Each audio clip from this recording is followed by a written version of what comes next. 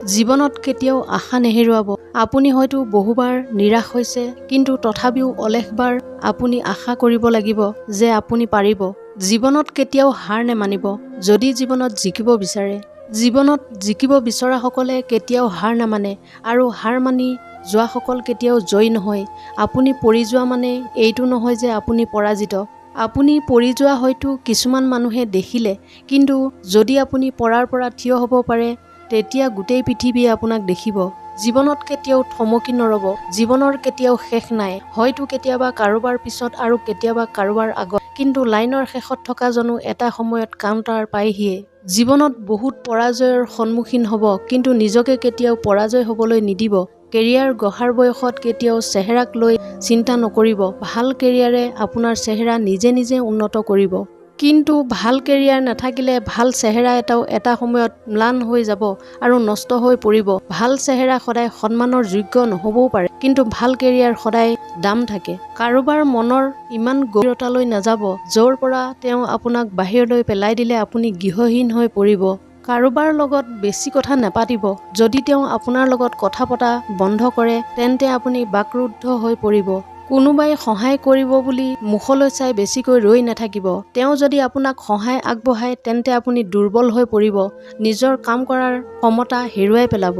যিখন সংসাৰত পতি বা পত্নীক বেয়া উপদেশ দিয়া মানুহ আছে, সেইখন সংসাৰত কেতিয়াও শান্তি নাথাকে। শান্তিৰ অস্তিত্ব কেৱল সেইখন সংসাৰতহে থাকে য'ত স্বামী স্ত্ৰীৰ মাজত গভীৰ আস্থা আৰু বন্ধুত্বপূৰ্ণ সম্পৰ্ক থাকে। স্বাৰ্থ য'তেই শেষ, তাৰ পৰাই বদনাম আৰম্ভ হয়। এই মানুহৰ নিয়ম।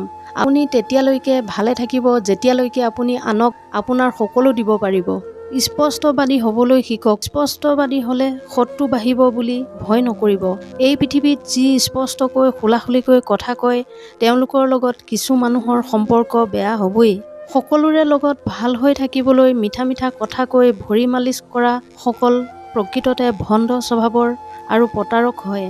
কাৰোবাৰ অপেক্ষাত ৰৈ থকা সময়বোৰ পাৰ হৈ যাব খোজে। আপুনি কাৰোবাৰ বাবে ৰৈ আছে, তেওঁ আহি পাব লগা সময় পাৰ হৈ গৈছে, তেতিয়া আপোনাৰ মন লাহে লাহে বেয়া হৈ যাব।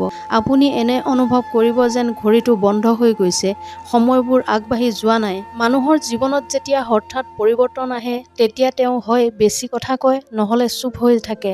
আমি এনে এখন ঠাইত বাস কৰিছোঁ, য'ত উপদেশ দিবলৈ হাজাৰজন আছে, কিন্তু বিপদৰ সময়ত কাষত থকা লোক এজনো নাই। অৱহেলাই য'ত ৰাজত্ব কৰে, ভালপোৱা তাত মূল্যহীন হৈ পৰে। এইখন স্বাৰ্থপৰ পৃথিৱীত মানুহৰ ইগ' থকাটো জৰুৰী, কিন্তু ভালপোৱা আৰু বন্ধুত্বৰ ক্ষেত্ৰত নহয়। আৰম্ভণিতে অকলে থাকিবলৈ বেয়া লাগিব পাৰে, কিন্তু পিছলৈ সেয়া অভ্যাস হৈ যায়। মানুহৰ মাজত থাকিও তেতিয়া ভাল নলগা হৈ পৰে। অকলশৰীয়াকৈ থকাটোৱে ভাল লগা হৈ পৰে। জীৱন হৈছে এখন নদীত চলি থকা নাৱৰ দৰে, য'ত কেতিয়াবা সুখৰ ঢৌ উঠে আৰু কেতিয়াবা কষ্টৰ সোঁত বয়। আপুনি যিমান বেছি কাৰোবাৰ প্ৰতি আসক্ত হৈ থাকিব, সেইজনে সিমান বেছি আপোনাক কষ্ট দিব। এদিন সকলো ঠিক হৈ যাব, এই কথাটো ভাবিয়েই হাজাৰজনে কষ্টৰ জীৱন কটাই আছে। বহুতেই চতুৰালি কি বুজি নাপায়, সেয়ে অলপতে মানুহক বিশ্বাস কৰি লয়। শিক্ষা কেৱল কিতাপতেই পোৱা নাযায়। বহু সময়ত কিছুমান মানুহে নিবিচৰাকৈ বহুত শিক্ষা দি যায়। জীৱনক লৈ গল্প লিখাটো খুব সহজ, কিন্তু গল্পৰ দৰে জীৱন কটোৱাটো খুব কঠিন। সময় থাকোঁতে যাক মূল্য নিদিয়ে, সময় পাৰ হৈ গ'লে তেওঁৰ ছাঁটো আপুনি দেখিবলৈ নাপাব, কাৰণ আত্মসন্মানবোধ সকলোৰে আছে। মানুহে শৰীৰত আঘাত পালে যিমান কষ্ট পায়, তাতোতকৈ বেছি কষ্ট পায় মনত আঘাত পালে। ছোৱালীবোৰে জীৱনত দুটা বস্তুৱেই বিচাৰে, এটা হ'ল সন্মান আৰু আনটো হ'ল মনে বিচৰা ধৰণৰ এজন জীৱন সংগী। সপোন ভৰা জীৱনত দুখ যেতিয়া আহে, সকলো তেতিয়া পৰ হৈ পৰে, কোনো ওচৰত নাথাকে। কষ্টই যেতিয়া মনৰ মাজত দি যায় বেথা, সকলোৱে তেতিয়া পাহৰি যায় সম্পৰ্কৰ কথা। কোনোবাই আপোনাক অপছন্দ কৰিলে, ঘৃণা কৰিলে, এইবোৰ নাভাবি কোনে আপোনাক ভাল পায়, কোনে আপোনাক পছন্দ কৰে, সেইবোৰক গুৰুত্ব দিয়ক। শিক্ষিত ব্যক্তি অহংকাৰী হ'ব পাৰে, কিন্তু জ্ঞানী ব্যক্তি কেতিয়াও অহংকাৰী হ'ব নোৱাৰে, কিয়নো অহংকাৰী ব্যক্তি কেতিয়াও জ্ঞানী নহয়। আমি সেইজনক ঘৃণা কৰা উচিত, যিয়ে নিজৰ ভালৰ বাবে আনৰ মুখৰ হাঁহি কাঢ়ি নিবলৈ এবাৰো চিন্তা নকৰে। পাৰফেক্ট মানুহটো সেইজন, যি আপোনাৰ ভালপোৱা লৈ ক্লান্ত নহয়, আপোনাৰ কথাবোৰক লৈ কেতিয়াও বিৰক্ত নহয়। কাউৰী কলা বাবে তাক কোনেও ভাল নাপায়, পিঞ্জৰাটো আবদ্ধ কৰিব নিবিচাৰে। ঠিক সেইদৰে মানুহে মুখত যিমানেই নকওক, প্ৰকৃত সৌন্দৰ্য তেওঁলোকৰ মনত থাকে। যদি বহুত বেছি কষ্ট লাগে অলপ কান্দি লওক, কিন্তু স্বাৰ্থপৰ মানুহৰ ওচৰত নিজৰ মনৰ কষ্টৰ কথা বৰ্ণনা দিবলৈ নাযাব। পৰিস্থিতিয়ে আপোনাক বুজায় সকলো আপোনাৰ আপোন নহয়, সেইবাবে পৰিস্থিতিটোক আপুনি ধন্যবাদ জনাওক। ভাল পাই কাৰোবাক বুকুত ঠাই দিয়াটো সহজ, কিন্তু বুকুৰ পৰা মচি পেলোৱাটো কঠিন। প্ৰতাৰণাৰ চিকাৰ হোৱাজনে বুজে পুনৰাই কাৰোবাক বিশ্বাস কৰাটো কিমান কঠিন। খঙাল মানুহে বহুত কথা কৈ দিয়ে, কিন্তু খং শেষ হ'লে তেওঁৱেই বেছি কষ্ট পায়। কাষত থকাজনক আমি গুৰুত্ব দিবলৈ টান পাওঁ, কিন্তু দূৰত থকাজনৰ সামান্য যোগ্যতাও আমাৰ বাবে মূল্যহীন হৈ পৰে।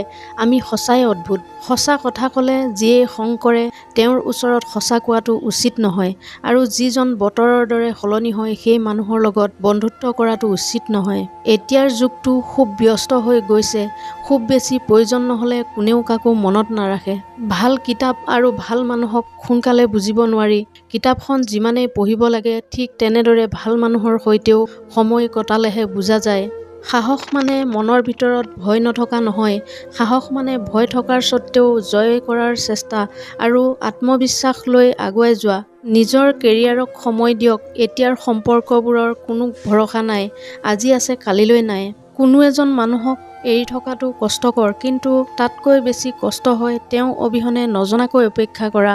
কোনেও ভাল নাপাওক, কোনো আপোন নহওক, অন্তত এজন মানুহ থাকক যিয়ে মাত শুনিলে বুজি পাওক মই ভালে আছোনে নাই। কিছু মানুহে আপোনাক জখলা দি গছত উঠাই দিব, আৰু এদিন জখলাৰ সৈতে গছৰ পৰা সহায়ো দিব। যদি আপুনি আপোনাৰ আশে-পাশে এনেকুৱা মানুহক চিনি পায় তেন্তে তেওঁলোকৰ পৰা দূৰত্ব বজাই চলক। জীৱনত কিছুমান বস্তু বিচাৰিলেও ঘূৰাই পোৱা নাযায়, যেনেকৈ পাৰ হোৱা সময় আৰু কৈ দিয়া কথা ঘূৰি নাহে। আনৰ তুলনাত সফলতা যদি দেৰিকৈ আহে তথাপিও নিৰাশ নহ'ব, কাৰণ সৰু ঘৰ সোনকালে তৈয়াৰ কৰা হয়, কিন্তু ডাঙৰ অট্টালিকা বনাবলৈ অলপ সময় লাগে।